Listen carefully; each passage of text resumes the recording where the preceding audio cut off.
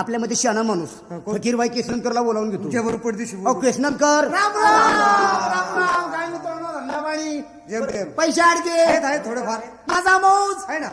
शिकार आहे पण माणूस तोंडापुरतच बोलतो. बरोबर. कारण या जगात काय आहे?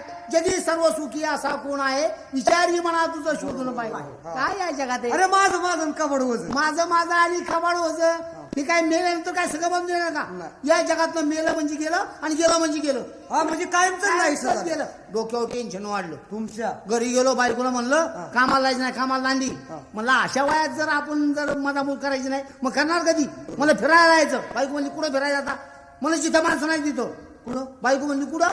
म्हणलं मसन वाट्यात. हा मसन वाट्यात म्हणजे तू ओरिजिनल खैर झाला असता आणि तुझी बायको हाडड. नाही मला स्वर्गात बसायचं असं आमचं चाललंय. आणि दोघांची आमची तयारी झाली. तिला केस मित्राय सांगितले नका सुशिक्षित बोलूच नका तुम्ही सुशिक्षित बोलायला जाताय पण फार बेशुद्ध होऊन बसताय आणि तुम्ही. केस मित्राय सांगितले. हा विसरायला हा मी गंध लावला तिला खाली टिकली लावायला सांगितली. खाली कुठं? नाही म्हणजे फक्त टिकली. दुसरं काय नाही. असा कपडे बदलायचा आमचा विचार चाललाय. आम्ही कपडे बदलायची आमची काय चालली तेवढे. कोण एक पाहुणा आला रे भाऊ आला आणि बसला आणि घरात काय ठाण मांडून.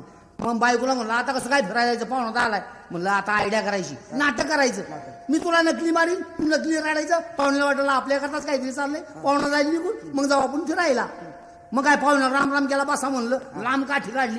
कोपऱ्यामध्ये बिस्तारात पडलाच होता. मग धपाधप त्या बिस्ताऱ्यावर काठ्या. धपाधप त्या बिस्ताऱ्यावर काठ्या. पाहुण्याला वाटलं तू बायकोला सांगतोय.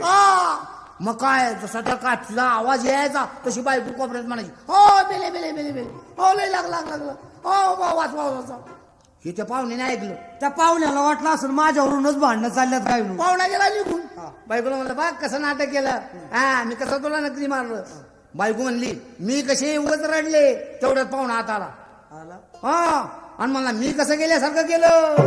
ऐका नाही शहराला सवाशेर पाहुणा मिळला का नाही.